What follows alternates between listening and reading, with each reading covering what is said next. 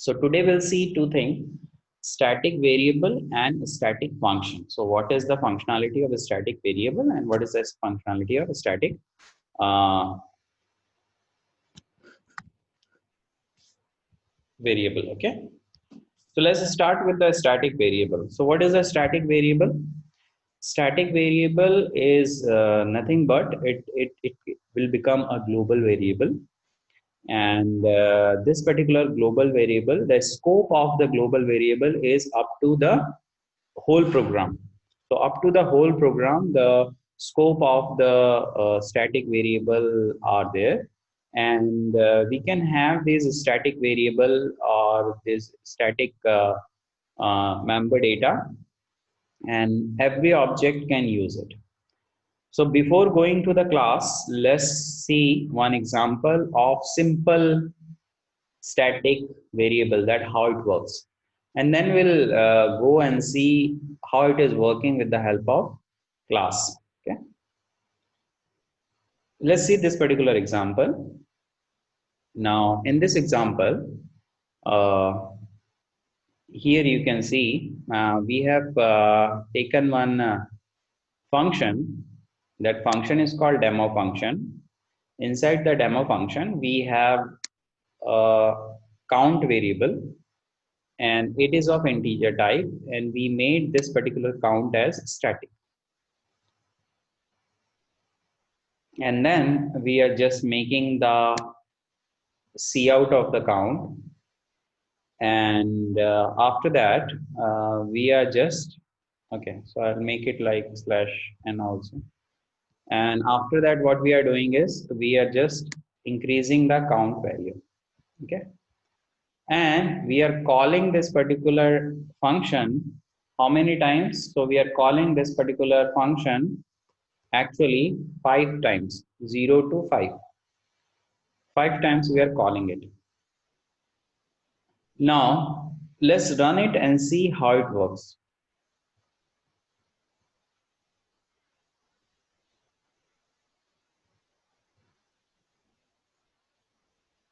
So you can see what is the output. The output is 0, 1, 2, 3, 4. What is the meaning of that? The meaning is the first time, because it is initialized with 0, it has initialized with 0, and first time when we call the demo function, it will go here and the count value will be printed. Now because this, after the printing, it will do a increment on count, so count value will become 1. Now the second time when demo will be called, the count value, because it's a static one, so it will be initialized once. It is not going to initialize twice. The static variable should initialize once. Static variable should initialize once, as well as the existence of this variable is up to the course of the whole program. So it is not going to destroy till your program is running. Okay. So that's why when we'll call the second time demo function, this count value will become from 0, it will become 1. So 1 is printing. The next time again it will become 2. So 2 is printing again, it will become 3, and then 4. That's why we have 5 times. 5 times we are getting the output.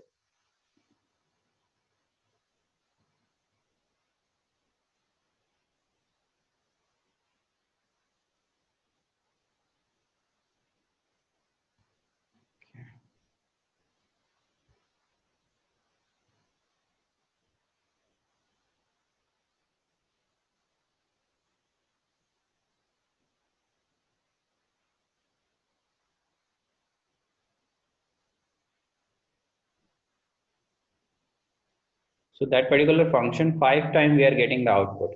Okay. So what was that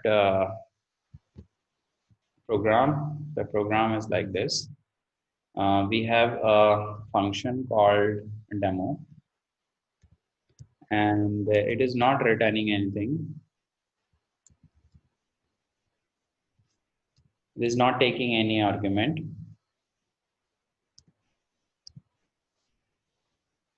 Instead, what it is doing, there is a static variable which is called count. We have initialized it with 0, and we are doing cout, the value of count that we are printing.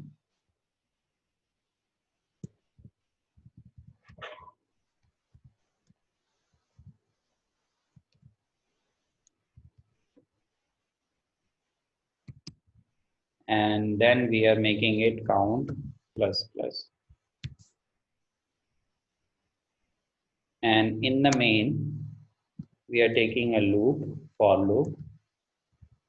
We have I value is initialized with 0, and we are going I less than 5 and I plus plus, and we are calling the demo function here. Okay.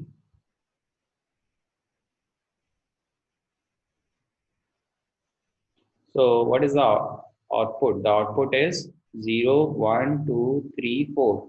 We are getting it. Now, how we are getting it? Let's see with the uh,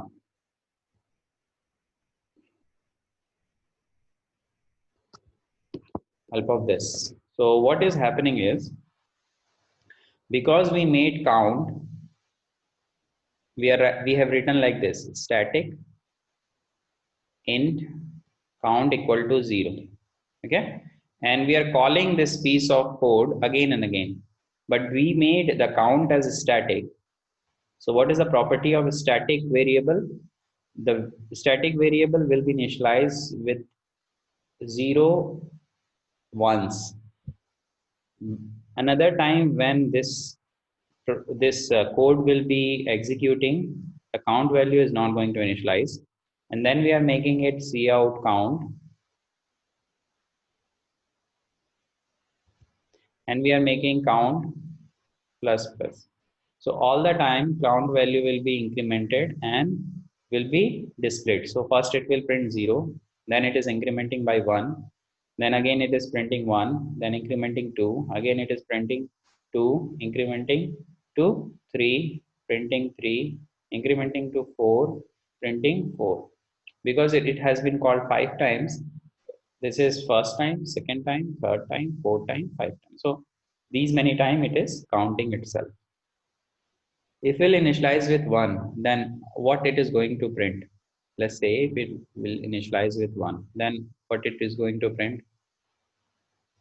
So when we'll initialize with 1, it will print 1. The second time it will be incremented by 1 and 2 will be printed. Third time it will be incremented by 1, 3 will be printed. Fourth time it will be incremented by 1, 4 will be printed, and 5 time it will be incremented by 1, 5 will be printed. Right? So this is how your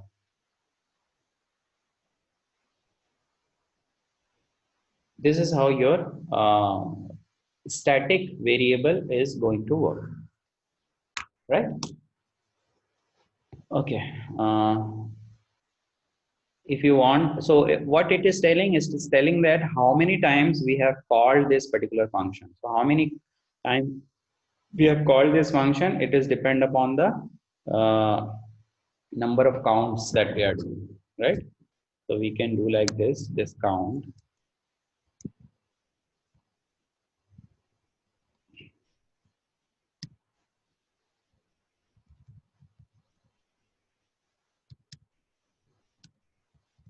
If you want this particular count,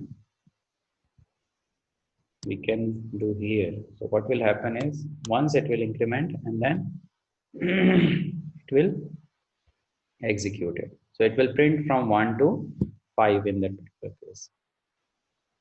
1 to 5 it is going to print here. Okay. So this is how this output will come, and this is how this static variable is going to work. Okay. Let's talk about some more on static variable, and we'll just relate it the static variable in the form of class, that how we can relate it. Let's say any of my data members means the data inside the class is called data members, and the function inside the class is called member function. Let's assume that any of my data member is static. Then how it will react? So for that, let's see one program for that.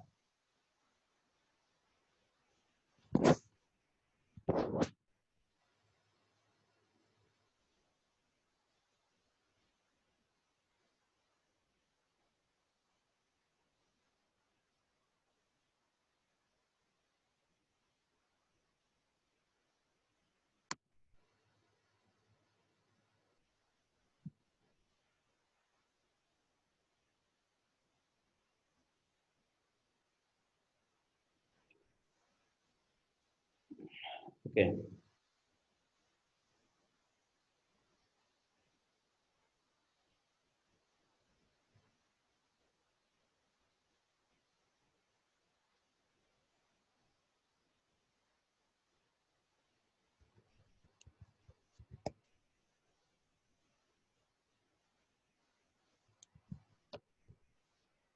Let's see this particular program. Okay. In this program, we have a class name item, and inside this item class, we have two variable. One is the number, another is the count. Count will make it as a static. Okay, as you can see. So one data member is static. Then we have two function. One function is the get value function. Another function is the put value function. Get value is defined outside. As you can see, it is defined outside. But put value is defined inside. So I told you that any of the function we can define inside or outside of the class. Put value, what put value will do is, put value just make a output of the variable number and the count, and get value will just give the number and the variable to the number, and count will be incremented by 1.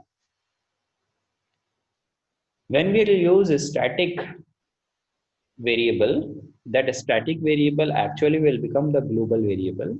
That's why the compiler, we have to inform the compiler that count is a variable which is a static variable, and it belongs to which class? Class item, and its data type is integer. So what is the data type of count? The data type of count is integer.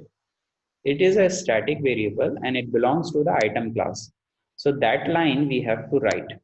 That is compulsory to tell the compiler, because once we'll write the static keyword, this variable is no longer in the scope of the class. It will become a global one. So that's why we have to tell the compiler that count belongs to the class item. So that line we have to write is a separate line just before the main. Now come to the main. Inside the main, we have created three item object, I1, I2, I3. You can get the size of that. I'll let you know the size of it after some time. What is the significance of the size? Now, after that, you can see here with the help of I1, we call put count, and put count. Means we want to just find out the value of the count. So there is a put count function. It will just see out the count value. Okay. There is a put data, which is just put or just give the whatever the value of the in the number. And then get value will initialize the value number, which is a number. This one, it will give the value to this particular number, whatever value will give. So 100. So for I1, the number will become 100. Count will become incremented by 1. For I2, number will become 200, count will be incremented by 1. For third object I3, the number will become 300 and the count will be increment. After that, we just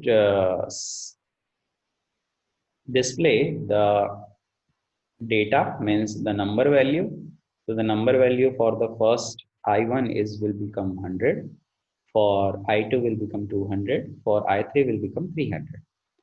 Now when we want to display the count value, so it will display whatever the count value we have incremented for all those objects. Okay.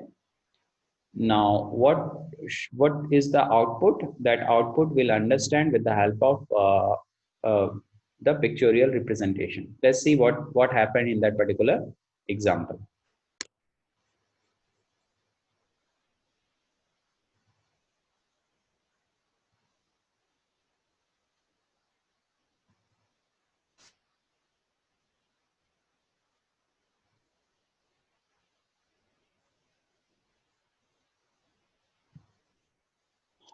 So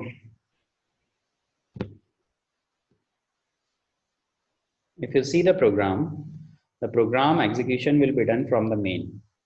So once we'll run the first line of the program for the execution, it says that item I1, I2, I3. Means we'll create 3 objects of item class. Okay.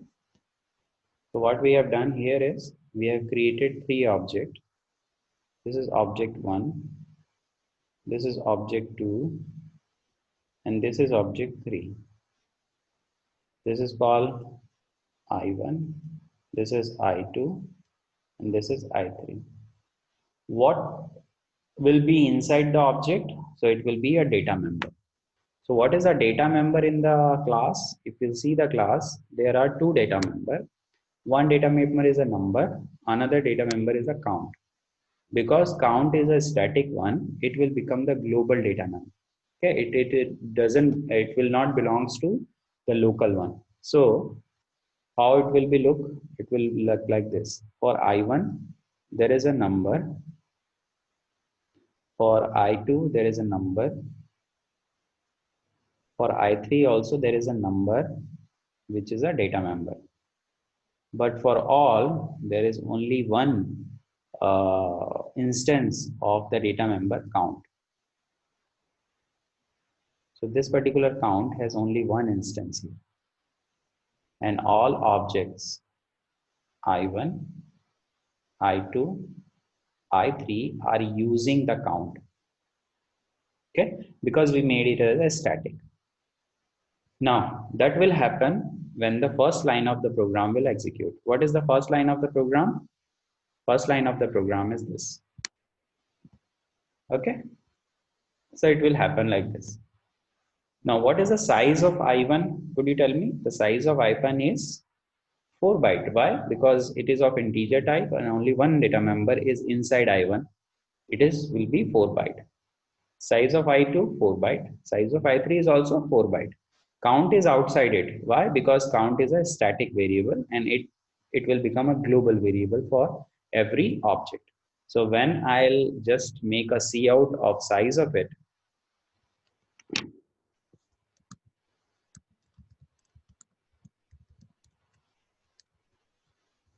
it show me the size of the object and it will actually show me 4 byte. Okay. Now after that, there is the operation put count. How many times? 3 times. What is the put count will do? Put count will just output the count value. Now what is the value of the count? Could anybody will tell me what is the value of the count? The value of the count by default, it will be initialized with 0. Initialized with 0. Now what happens when we are making any variable, or sorry, any data member as a static? Whenever we create any object of that particular class, the static variable will be initialized with 0. So as we have discussed is the static variable initialize once. Okay. So when will we are just going to call put data count for 3 times by I1, I2 and I3. So the output will be, what is the output? The output will be count will be 0 for I1, count will be 0 for I2 and count will be 0 for I3 because we are calling to print the count value. So what is the count value right now? Count value is 0. So it is going to print 0, 0 and 0 for all the calling of the function. After that, there is a 3 calling of get value. I1 is calling get value with 100, I2 is calling get value with 200, and I3 is calling get value with 300. Let's see what is get value. So get value is defined here. So whatever value we'll put, it will be given to A. A will be assigned to number, right? So for I1, what is A value is 100. 100 is assigned to number. Okay. So here in this case, this for I1, this number will be given 100. And count plus plus.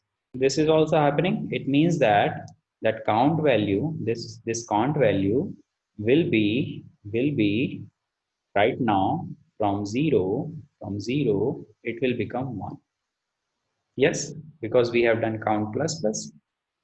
After that, let's see this. The second get value has been called. When the second get value will be called with the I2, the A value will become 200 and 200 will be assigned to number of which object? I2 object. So 200 will be assigned to I2 object. This is the I2 object and 200 will be assigned to that particular number. And after that, after assigning the value to the number, what we are doing? We are doing count plus plus. So which count plus plus? Because everybody is having this shared count. So this count value will become plus plus. Now it will become 2. Now it is okay. Now come to the third calling, which is I3 dot get value with 300. So the A value will become 300. 300 will be allowed to number of I3 and count plus plus will be done for I3. So if you see the diagram for I3, this number will become 300 and this count will be incremented by 1. It will become 3. Now after that, put data function will be called 3 times with I1, I2 and I3. What is a put data? This is a put data. It will print the number. So for I1 it will put 100. For I2 it will put 200. For I3 it will put 300. So what is my output? The output for number it will be,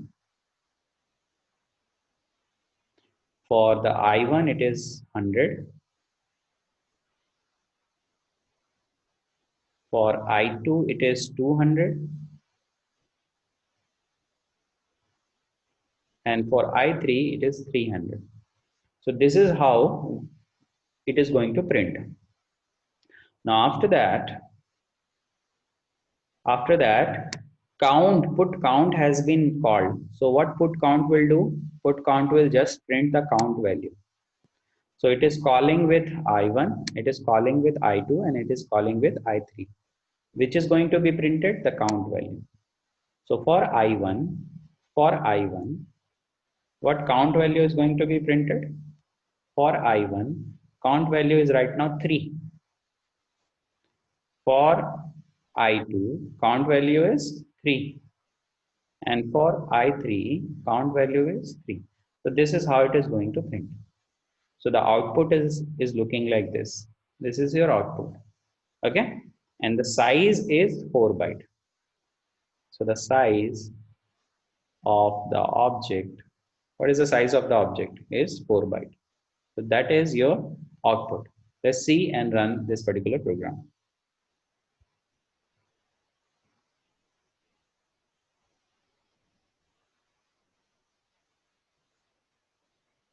Okay, so now you can see that what is the output? The output is, First, it is putting the size of object, and it is putting 4. Why 4? Because only one variable is there. Only one variable is there. And it is of integer type. And I told you earlier in ANSI standard, GCC compiler, the integer is of 4 byte. So it is printing 4 byte. And then count 0, 0, 0. So you can see count 0, 0, 0. And that number 100, 200, 300. 100, 200, 300, and then again count 333. Again count 333. So I think you understood. Whenever we use a static variable inside the class data member, that static variable will become the global variable, and that could be accessed or that could be shared between all the object that is created of that class. So here we have created I1, I2, and I3, three object of that particular class. So count will be shared between these three. One more thing, whenever we create the first object, the static variable will be initialized with 0. The static variable will be initialized with the 0. And no other initialization will be possible. So when we create I2, it doesn't mean that it is again initialized with 0, because a static variable always initializes once. But in this case, it will initialize with 0 when we create I1. When we create I2, it will not initialize after that, but the value will be 0 for all the time. But when we increment it, when we do the increment on count, we can do the increment by all the object. So you can see that it will tell us that how many object has been created by giving the output as 333 as very last. So it will tell me, it tells me that 3 object has been created, because we have called the count plus plus all the time with all the object. This is the significance, or this is the property of the static variable. Okay.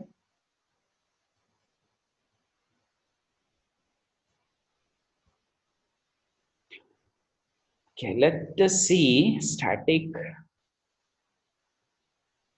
function.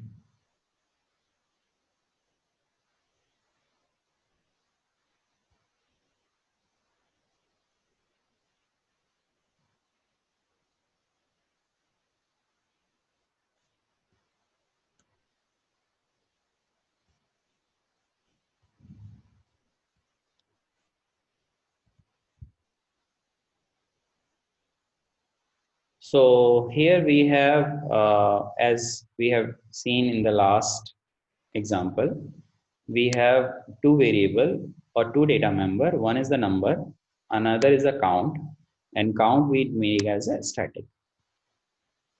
If we want to make the function static, so we can make the function static. Let's say the put count we made as a static function.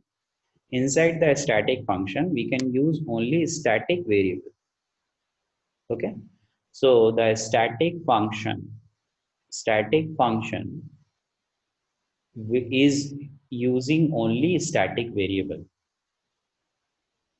So if you are making a static function, it will only use the static variable. That is the only significance of that. Okay. For this line, we have to write for the static variable all the time. But for the static function, we doesn't have to write anything like that. Second thing, when we make any function as static, it will use static variable. Second thing, when we create any function as a static function, it will become a global function. It means that it does not belongs to any object. Means there is no local copy of the function if we'll make that function as a static function. So how we can call the function? We can call the function only with the class name. So this put count function will only be called by the class name. So class name, scope resolution, then put count we have to call. We cannot call with I1, we cannot call with I2, we cannot call with I3. So put count, because put count function will become the static one, it will become a global. So that's why only with the help of class name we can call it. With the help of object we cannot call it. Other function, which is a get value and put data function, this is the put data function, get value function, and this is the put data function. These two functions will be called normally with the help of object name and the dot operator. But the put count, because the put count is a static function, this static function is become the global one. That's why with the help of the class name only we can call it, right?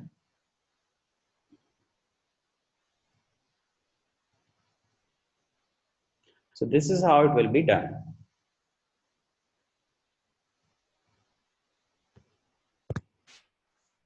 So I think you understood the significance, or understood the functionality of the static data member and static member function. So this is a static member function, and this is a static data member, because one of the data member we make it as a static, one of the member function we make it as a static.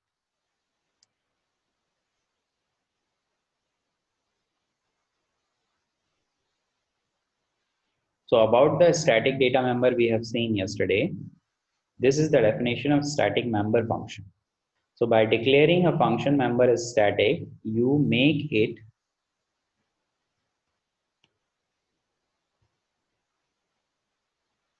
independent of any particular object of the class. Means now if you'll make any function as a static function in the class, it means that it does not belongs to any object. It will become independent with the object.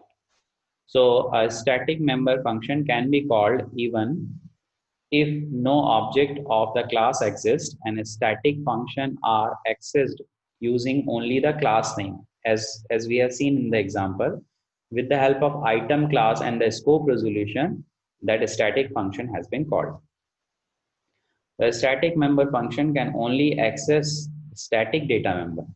So if we are making any static member function, it can only access static data member. It cannot access normal data member, other static member function, and any other function from outside the class. Static member function have a class scope and they do not have access to this pointer. Okay, this pointer we'll see later on. So I think you understood the property of the static member function. So a static member function will become a global member function, and it is not dependent on any object. That's why to call the static data member, static member function, we have to use the class name and the scope resolution operator. Second thing, static member function always can access only static member data members. It cannot access the normal data member. It will only access the static data member. So these are the two main property of static member function.